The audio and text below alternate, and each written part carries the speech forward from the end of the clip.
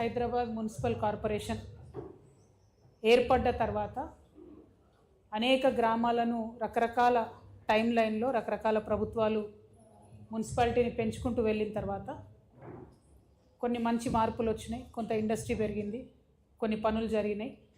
But at the same time ఇప్పటికీ కూడా Hyderabad municipal కార్పొరేషన్లో ఒక చిన్న వాన చినుకు పడితే ఎక్కడ హైదరాబాదు ఎక్కడ నీళ్లు అక్కడే నిలిచిపోవడం, ఎక్కడ కార్లు అక్కడే నిలిచిపోవడం, ఇవన్నీ చూస్తూ ఉన్నాం.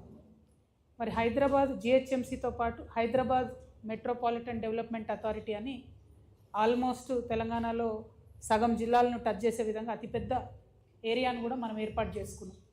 ఆ హెచ్ఎండిఏ పరిధిలో కూడా అనేక కార్యక్రమాలు చేస్తూ ఉంటాం. ఆ హెచ్ఎండిఏ పరిధిలో దాదాపు ఈ మధ్యలో కాంగ్రెస్ ప్రభుత్వం వచ్చిన తర్వాత 35,000 కోట్ల ప్లాట్లను తెలంగాణ భూములను అమ్మకానికి పెట్టిండ్రు. ఆ 35,000 కోట్లు మరి కనీసం హైదరాబాద్ అభివృద్ధికి ఉపయోగపడ్డవా అంటే ఎక్కడ దాఖలాలు అయితే కనిపించడం లేదు. జనరల్గా ఈ మొత్తం మున్సిపల్ శాఖలో ఒక 5-6 డిపార్ట్మెంట్లు చాలా ఇంపార్టెంట్ ఉంటాయి. ఒకటి ఔటర్ రింగ్ రోడ్డు, దాని మెయింటెనెన్స్, ఇంకోటి బుద్ధ పూర్ణిమ ప్రాజెక్టు, ఒకటి హెచ్ఎండిఏ, అట్లానే అర్బన్ ఫారెస్ట్రీ డిపార్ట్మెంట్ అని ఉంటుంది, మొక్కలు పెంచి పంచడం అవి చేస్తూ ఉంటారు. ఇంకోటి ప్లానింగ్ డిపార్ట్మెంట్ ఒకటి ఉంటుంది, ఇంకోటి విజిలెన్స్ అండ్ ఎన్ఫోర్స్మెంట్. ఇవి ప్రధానంగా ఉండేటటువంటి డివిజన్. మనము గ్రామాలలో ఉండేటటువంటి పంచాయతీరాజ్లో కూడా 5 లక్షల రూపాయలను కూడా నామినేషన్ పద్ధతిలో ఎవరికి వర్క్స్ ఇవ్వం. 5 lakhs కూడా టెండర్ పెట్టాల్సిందే అంటారు. 4.99 దాటితే టెండర్ పెట్టాల్సింది. కానీ ముఖ్యమంత్రి గారే చైర్మన్గా ఉండి ముఖ్యమంత్రి గారే వైస్ చైర్మన్గా ఉంటారు హెచ్ఎండిఏకి. గమ్మత్ ఏంటంటే హెచ్ఎండిఏకి chairman CM, vice chairman municipal minister. ఇక్కడ ఈ 2 సీఎం గారే కావడంతో ఆయన్నే చైర్మన్, ఆయన్నే వైస్ చైర్మన్, ఆయన్నే రాజు, ఆయన్నే మంత్రి. అయినప్పటికీ ఈ అర్బన్ ఫారెస్ట్రీ డిపార్ట్మెంట్ ఏదైతే ఉందో, మొన్ననే సీఎం గారు వెళ్ళి ఓపెన్ చేసిన ఈకో పార్క్ రాజేందర్ నగర్లో కోత్వాల్గూడలో 50 కోట్లతో ఈకో పార్క్ చేస్తే ఆ 50 కోట్లు కూడా నామినేషన్ బేసిస్ మీద ఇచ్చిన వర్కే. అది ఈ గవర్నమెంట్ చేస్తున్నది ఏం కాదు. బీఆర్ఎస్ గవర్నమెంట్ ఉన్నప్పటి నుంచి మా దగ్గర ఆర్టీఐలో 2017-18 నుంచి డేటా ఉంది.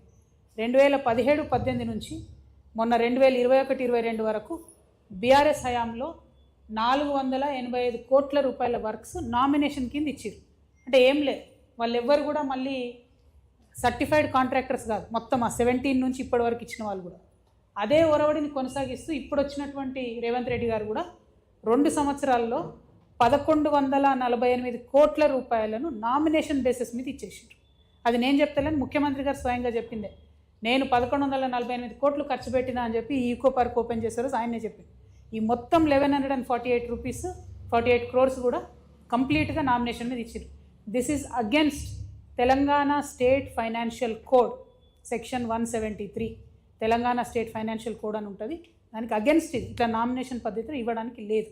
2023లో ఒక కమిటీ వేసిన ఆఫీసర్స్ కమిటీ అందరినీ కూడా విచారణ చేసి జరుగుతున్నటువంటి అవినీతి కానీ నామినేషన్ కానీ పద్ధతులన్నీ చూసి 2023లో ఆఫీసర్స్ కమిటీ ఒక రికమెండేషన్ ఇచ్చింది. టెండర్ వేయకుండా ఇట్లా ఇవ్వడానికి లేదు, నామినేషన్ బేసిస్ మీద ఇవ్వద్దు అని చెప్పి ఆఫీసర్స్ కమిటీ డైరెక్ట్గా రిపోర్ట్ ఇచ్చింది.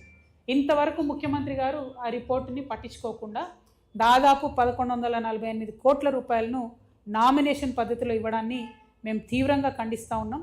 ఖచ్చితంగా ఇది ముఖ్యమంత్రి గారి డిపార్ట్మెంటు, వారి స్వీయ పర్యవేక్షణలో ఉండేటటువంటి డిపార్ట్మెంట్ కాబట్టి ఇన్ని 100 కోట్ల రూపాయల ప్రజాధనాన్ని ఇట్లా దుర్వినియోగం చేయడం కరెక్ట్ కాదు. ఖచ్చితంగా టెండర్ సిస్టమ్ దాంట్లో ఇంట్రడ్యూస్ చేయాలని నేను కోరుతా ఉన్నాను. ఎందుకు టెండర్ సిస్టమ్ ఇంట్రడ్యూస్ చేయాలి? జనరల్గా 50 కోట్ల వరకు ఒక టెండర్ వేస్తే ఏమవుతుందంటే జిఎస్టీ 18% ఉంటుంది, ఈఎస్ఐ 5% ఉంటుంది, ఈపీఎఫ్ అంటే అందులో పనిచేసేలకు 11% ఇవ్వాల్సి వస్తుంది, టెండర్ ప్రీమియం ఒక 2% ఉంటుంది, సీనరేజ్ ఛార్జెస్ ఒక 1% ఉంటాయి, ఎన్ఏసీ న్యాక్ అని ఉంటుంది, ఆ ఛార్జెస్ ఒక 2% ఉంటాయి, లేబర్ సెస్ 1% ఉంటుంది, ఈఎండి 2% ఉంటుంది, వర్క్ డిపాజిట్ 5% ఉంటుంది, ఇన్కమ్ ట్యాక్స్ ఒక 2% ఉంటుంది. అంటే ఓవరాల్గా ఒక 50 కోట్ల టెండర్ వేస్తే దాదాపుగా 47 to 50% మళ్ళీ బ్యాక్ టు గవర్నమెంట్ ఏదో ఒక రూపంలో వస్తుంది. అదే నువ్వు 50 కోట్లు డైరెక్ట్గా నామినేషన్ పద్ధతులు ఇస్తే డైరెక్ట్గా కాంట్రాక్టర్ జేబులకు పోతుంది, అక్కడ నుంచి పొలిటీషియన్స్ జేబులకు పోతుంది, తప్పితే ప్రజలకైతే ఉపయోగపడదు. కాబట్టి ఖచ్చితంగా జిహెచ్ఎంసీలో ఏ డిపార్ట్మెంట్ అయినా సరే టెండర్తోని జరగాలని చెప్పి నేను డిమాండ్ చేస్తున్నా. ఎందుకంటే ఇంజనీరింగ్ డిపార్ట్మెంట్లో at any given point of time 10 నుండి 15 వేల కోట్ల వర్క్స్ అవుతూ ఉంటాయి కాబట్టి నేను డిమాండ్ చేస్తూ ఉన్నాను. అదేవిధంగా ఈ నర్సరీ డిపార్ట్మెంట్లో ఎక్కడైతే అవినీతి జరుగుతుందో ముఖ్యమంత్రి గారు ఈ 1100 కోట్లు స్పెండ్ చేసామని చెప్పినో అందులో దాదాపుగా 6000 మంది ఎంప్లాయీస్ ఉంటారు. వాళ్ళకి ఏం చేస్తున్నారు? ఇవాళ జీతాలు 13,800 రూపాయలు ఇస్తున్నారు. యాక్చువల్లీ వాళ్ళు స్కిల్డ్ లేబర్కి సెంట్రల్ గవర్నమెంట్ జీవో ప్రకారం మీరు 23,000 రూపాయలు ఇవ్వాలి. అది ఇవ్వకుండా కేవలం 13,800 రూపాయలు ఇస్తూ ఉన్నారు. ఖచ్చితంగా 23,800 వచ్చేటట్టుగా ప్రభుత్వం వెంటనే చర్యలు తీసుకోవాలి.